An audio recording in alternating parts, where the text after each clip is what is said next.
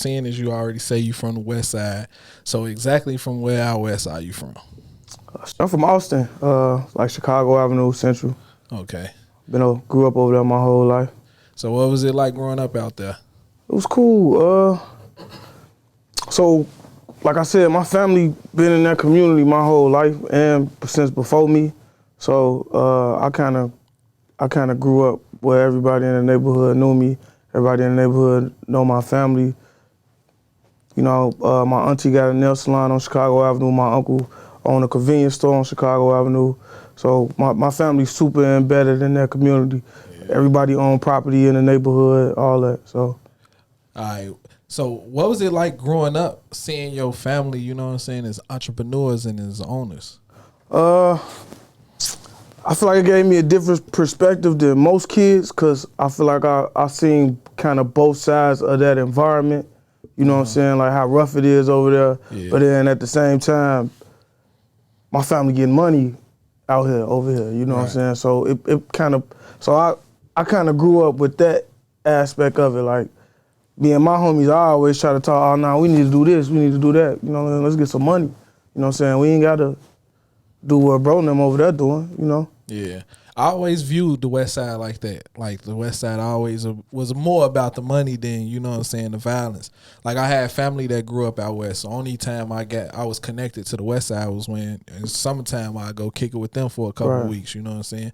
But what I would say about West Side, it always had that family feel. Like, everybody on the block knew everybody, you feel me? So it seemed like if you was a shorty, if you was out there tweaking, bro, you gonna get your ass whooped because you gonna get back. Yeah, because it don't even feel like it's that big, right? Because, like, man, as a shorty, bro, I hated going out south, right? Because it felt like slow motion. Yeah. Like, I couldn't tell you where I was at. Motherfuckers ain't outside. You know what I'm saying? Ain't nobody like outside, and ain't nothing going on. Like, you go out west, it's live. Like, it's like even as you get older, just the way people interact with each other, or just the type of stuff that you see going on. Like, I didn't really learn about 79th till I got older, but I always knew about Madison and Pulaski, how like buzzing it is over there. Yeah. You got people selling any and everything on Madison. You know what I'm saying? And just I always compared the two, like, and then I associated with going to see my great grandma too, and it's like that's super like slow pace. Like you at your great grandma crib, you just chilling, like everybody just, it's time to go, we about to leave, you know what I'm saying? I'm trying to get back. We definitely wasn't heavy on hanging on the block type shit out south. We was mostly at the park, you feel me? You want to know what's going on outside, pull up to a park somewhere because it's busting at the park. But growing up out west, like what was one thing that you would say growing up out west taught you? You feel me? That still you carry with you to this day. It taught me a lot of stuff, but if anything in particular is, I had to say, just not making excuses for your circumstances. You know, because like we all got the same 24. Like. You could be you like I said, right? Let's say if it's a block, right? Somebody could be in the crib next door to you. Y'all could be growing up the same. Y'all could be in the same grade, same age, and bro could take his 24 hours and make the most of it and get money, do whatever. You know what I'm saying? He might pull up in a car. He might have copped him a whip. You know what I'm saying? He might have got a job. You know what I'm saying? He might have hustled or whatever, but you can't let your environment make you a victim of the circumstances. You know what I'm saying? I think that's what I learned from it. Like every day you got an opportunity to make something or to be something become something of yourself. You know what I'm saying? So that's real. A lot of people don't look at life like that. Like they survive on making issues for themselves, you know what I'm saying? Like it's like somebody waking up every morning saying they hate their job, yet they ain't trying to create nothing outside of their job to leave their job. You feel me? Or even looking for a better fucking job. Because the joke is like I guess cosmetically out west ain't really that appealing. You know what I'm saying? You know the joke is we don't got grass. You know what I'm saying? That's a fact. but some of the dopest people you will ever come across come from out west. A lot of the raw stuff that's about Chicago come from out west. Anything that you love or anything that's fun, you gotta come do it out west. You gotta do it out west. You gotta get it out west. You know, so just by me saying that, I feel like that's some of exactly what I'm saying. Like even the environment don't make it what it is. You know, we make it what it is. Facts. I always tell people, I interview so many people from out west. You know what I'm saying? And I was a hooper. I ain't gonna act like I'm still one of the coldest hoopers out for sure. here. I hoop too, man. Red West. I'm still decent. You know what I'm saying? But what I would say is the best pickup games I ever played in was out west. You feel me? And that's hands down. I done ran into the best basketball players out west because it's a mixture of everything. You got some South Siders, you got some East Siders, you got some international pros. You feel me? You got some NBA players in there. Like it's every level of basketball you can find on the west side. And then since it out west ain't really that big, right? You got a better chance of running into somebody that you gon' like. Say you like the high school is not even that spread out. You know what I'm saying? It might be. We played in Red North. So what is it? Steinmetz, Prosser, Foreman, Crane, Whitney Young. So all these schools probably within a 5-mile radius from each other. Like it ain't nothing crazy. So on the weekend, if you go to open gym somewhere, you probably playing the same people you play when you playing in the prep league, you know what I'm saying? Yeah. So, and it's the same way. The park districts not that far from each other, so most of us played in the same park districts. The AAU circuit, most of us was on the. I might have went to a different school, but I might have played AAU with some of the same people that's in my conference, that go to schools in my conference that we playing against. And I think that's why it kind of be. I feel like you see more unity with out west people than you might do with anybody else, any other area or environment in Chicago, is because it ain't that big, so it's kind of close knit. It's like everybody kind of grew up with each other. Yeah, shout out to basketball, man, because I feel like that's always been one of them conduits in our community. No matter where you from, like I could hoop with a nigga, and that could be my man's, and I don't even know this nigga name. You feel me? Mm-hmm. But every time you cross paths is love because y'all met on that basketball court type shit. So shout out to hooping, man. Now, at what point did you get into music? I got into music. I had to been like 14 probably. I was 14. Like I said, man, like everybody close knit. So it was an older dude that lived next door to my grandma crib.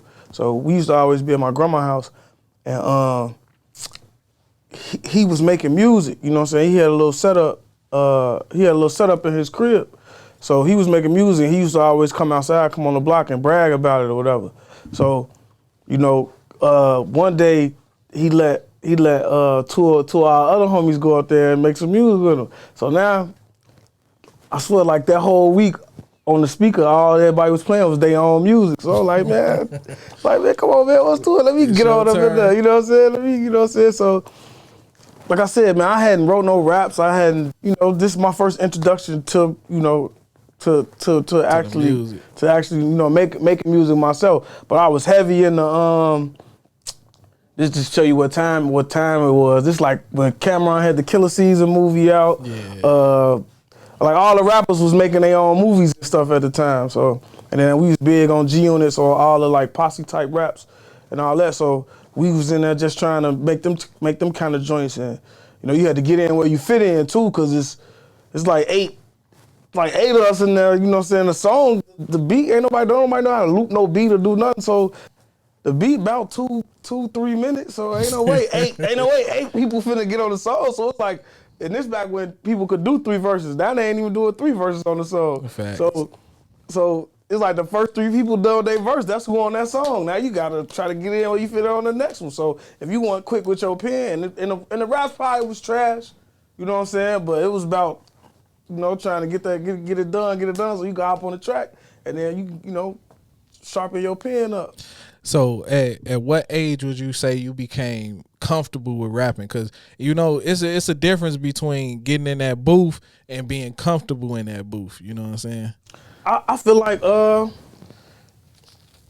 kind of that summer, probably going into my I was going into my junior year. That summer going into my junior year, I got Cause if I was 14 when we first started, bro started just letting, you know, once you seen who had the potential, bro really wanted to tap in with us. So I had been going over there, then we had learned how to do it ourselves too, just the regular, cause we from that era where, you know, you got the computer, the mic, and then you could just do it yourself. You download the little software. Facts. So we had learned how to do it ourselves too, but bro was cold with it because he had been doing it longer than us. So when we was ready to really lay something down, we'd still go rock with bro. Shout out P. So I say like going to my junior year, I had to be like 16 because I bought a whip too. I was getting money. I bought me a little whip. I always been doing like lifestyle raps.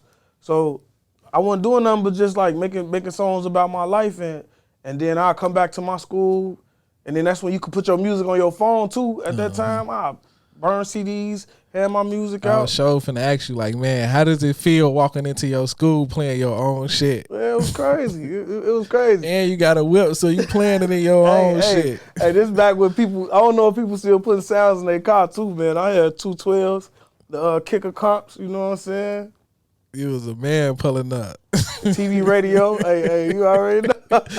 Bumping your own shit. So at what point do you be like, all right, man, I'm good at this shit, you feel me? And I can do this shit. I can really be a rapper.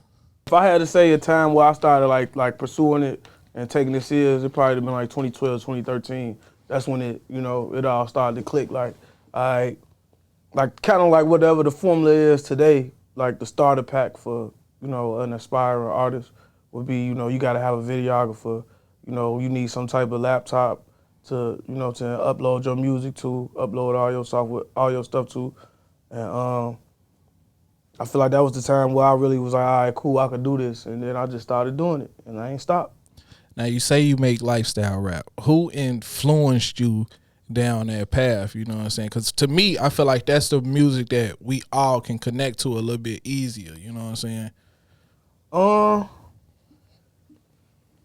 won't say nobody kind of influenced me to make lifestyle raps, but my influence is